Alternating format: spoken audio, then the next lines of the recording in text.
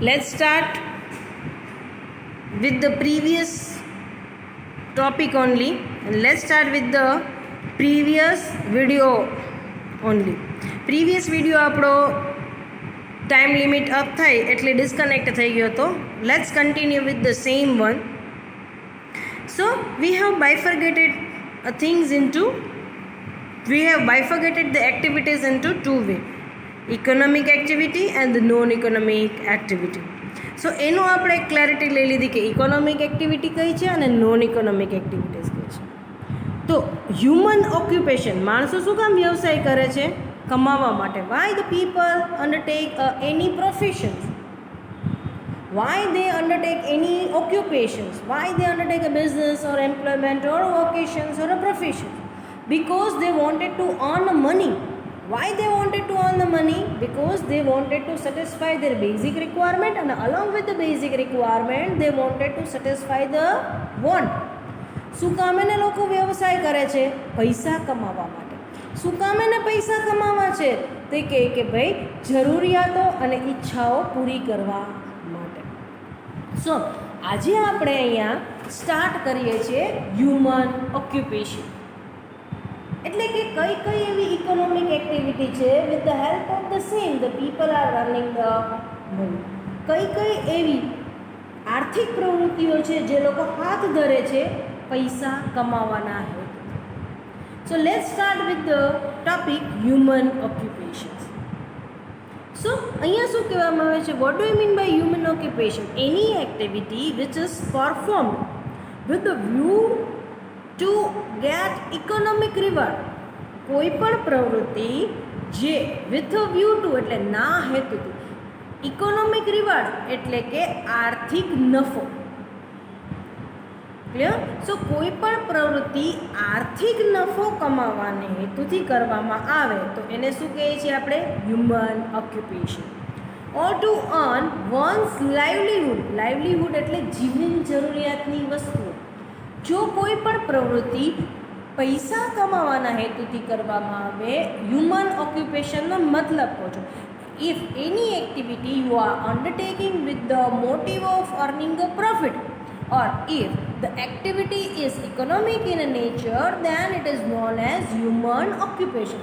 કોઈ પણ પ્રવૃત્તિ નફાના હેતુથી કરવામાં આવે કાં તો કોઈ પણ પ્રવૃત્તિ પૈસા કમાવાના હેતુથી આવે, પાયાની જરૂરિયાતો પૂરી કરવા માટે કમાવા માટે આવે, તો તમે એને માનવીય વ્યવસાય તરીકે ઓળખો છો. સો કોઈ પણ પ્રવૃત્તિ પૈસા કમાવાના હેતુથી કરવામાં આવે તો એને માનવીય વ્યવસાય કહેવાય. Any activity, economic activity that you are undertaking with the motive of earning money is known as human occupation. કોઈ પણ પ્રવૃત્તિ આર્થિક પ્રવૃત્તિ કરવામાં, કોઈ પણ આર્થિક પ્રવૃત્તિ કમાવાના હેતુથી કરવામાં આવે તો એને શું કહેવામાં આવે છે? Human occupation. પછી તમે ધંધો કરીને પણ કમાઈ શકો છો, પ્રોફેશનથી પણ કમાઈ શકો છો, એમ્પ્લોયમેન્ટ નોકરી કરીને પણ કમાઈ શકો છો. ટૂંકમાં તમે કોઈ પણ, if you are undertaking any activity with the motive of earning is known as human occupation. તમે કોઈ પણ પ્રવૃત્તિ કમાવાના હેતુથી કરો છો તો એને આપણે શું કહીએ છીએ? માનવીય વ્યવસાય. ના, human occupation is divided into 4 part. 4 ભાગમાં વહેંચાયેલો છે. Either you are undertaking the business activity, profession, employment or vocation. કાં તમે ધંધો કરો છો, કાં તમે કોઈ પ્રોફેશનલ પ્રેક્ટિસીસ કરો છો, કાં તમે નોકરી કરો છો, ને કાં તો તમારી આવડતને આધારિત તમે કમાવો છો. So human occupation is mainly divided into 4 part: business, profession, employment and vocation. આ યુનિટની અંદર આપણે આ ચારે ચાર વસ્તુ ડિટેલથી જોશું. બિઝનેસ એટલે શું, પ્રોફેશન એટલે શું, એમ્પ્લોયમેન્ટ એટલે શું, એન્ડ વોકેશન એટલે શું. Let's refer the particular chart. Human activity. Human activities are divided into 2 parts: economic activity and non-economic activity. કમાવાના હેતુથી કોઈ પણ પ્રવૃત્તિ કરતા હો તો it is known as economic activity. If you are undertaking any activity with the motive of earning, it is known as economic activity. If you are undertaking any activity without motive of earning, You are undertaking activity for your personal satisfactions, for the welfare of a people. It is known as non-economic activity. તમે તમારા આંતરિક સંતોષ માટે કોઈ પણ વસ્તુ કરો છો, કાં તો તમે બીજાના વેલફેર માટે, સેવા માટે કોઈ વસ્તુ કરો છો, તો એને તમે નોન ઇકોનોમિક એક્ટિવિટી, બિન આર્થિક પ્રવૃત્તિ તરીકે ગણાવો છો. ઇકોનોમિક એક્ટિવિટી એટલે કે human occupation is divided into 4 part: business, profession, employment and vocation. હવે ટર્ન બાય ટર્ન આપણે આ બધી વસ્તુઓ જોશું. Let's start with the business. હવે બિઝનેસ શું છે? તે કહે કે ભાઈ business means state of being busy. તમે રોજ એક કામ કરો છો તો તમે એમ કહી શકો કે you are undertaking the business activity. Clear? So Bing busy, state of being busy, તમે રોજ એ કાર્યવાહી કરો છો.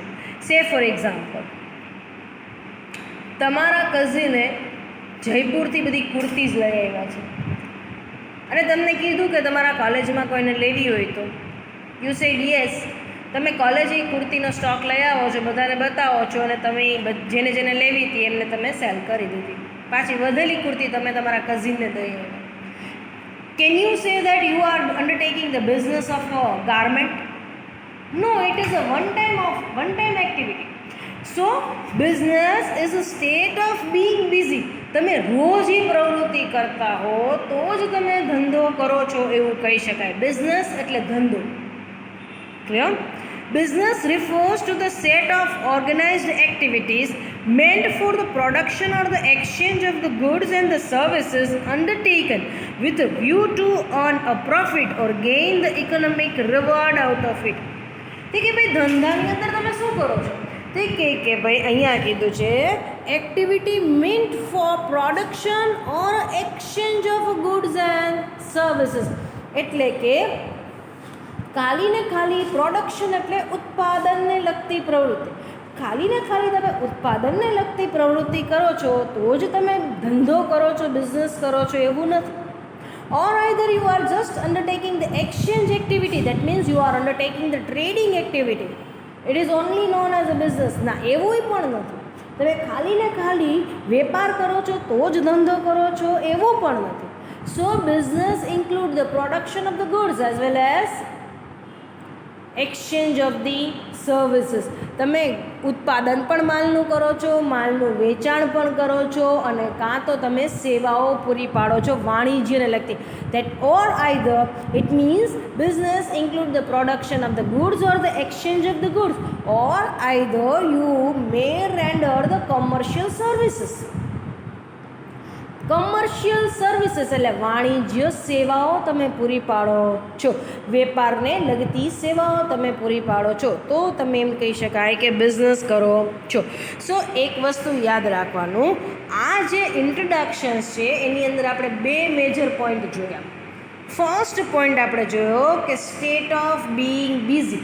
It means if you are undertaking a business activity on a regular basis, કોઈ પણ એક્ટિવિટી, કોઈ પણ પ્રવૃત્તિ તમે કાયમી ધોરણે કરો છો તો જ તમે એને ધંધો કહી શકો છો. if you are undertaking the activity on a regular basis, so state of being busy. Next શું કહેવામાં આવે છે? it not only includes the production of the goods but also includes the exchange of the goods or to render the commercial services. ધંધાની અંદર ખાલી ઉત્પાદનને લગતી પ્રવૃત્તિનો સમાવેશ નથી થતો, પણ ઉત્પાદનને લગતી તથા વેપારને કાં તો તમે ઉત્પાદનને લગતી પ્રવૃત્તિઓ કરો છો, કાં તો તમે વેપાર કરો છો, કાં તો તમે વેપારને લગતી વાણિજ્ય સેવાઓ પૂરી પાડો છો, તો પણ it fall under the category of business. તો પણ તમે ધંધો કરો છો એવું જ કહેવાશે. સે for example, if you R manufacturing a chair, તમે ખુરશી બનાવો છો તો તમે ધંધો કરો છો એવું કહેવાશે. If you are just selling the chair, that means you are acting as a wholesaler or retailer. કાં તો તમે ખુરશી બનાવતા નથી, સોરી, એનું ઉત્પાદન નથી કરતા, પણ કાં તો તમે એના જથ્થાબંધ વેપારી છો ને કાં તો એના છૂટક વેપારી છો, તો પણ તમે ધંધો જ કરો છો એવું ગણાશે. Or else you are just providing the commercial services. તમે નથી તો છૂટક વેપારી, તમે નથી તો જથ્થાબંધ વેપારી, નથી તો તમે ઉત્પાદક. પણ અહીંયા એક જગ્યાએથી બીજી જગ્યાએ ચેર સપોઝ ગુરગાંવમાં બને છે, ત્યાંથી રાજકોટના શોરૂમ સુધી પહોંચાડવાની ટ્રાન્સપોર્ટેશન સર્વિસીસ, વાહન વ્યવહારની વ્યવસ્થા તમે પૂરી પાડો છો. તમે ટ્રાન્સપોર્ટેશનનો બિઝનેસ કરો છો તો પણ તમે શું અહીંયા કરો છો? ધંધો કરો છો. Clear? So business not only include the production of the goods but also include the exchange of the goods and to provide a commercial services. So આ વસ્તુ એકદમ આપણને ક્લિયર થઈ ગઈ. ધંધાનો આપણે મીનિંગ જોઈ લીધો કે ભાઈ business it means state of being busy. Business refers to the state of organized activity meant for the production and or exchange of the goods and the services undertaken with a view to earn a profit and gain the economic reward out of it. Definition. Business is a sum of all activities. Definition. Introduction એટલે કે પ્રસ્તાવના તમે કહો છો. Clear? Definition એટલે વ્યાખ્યા.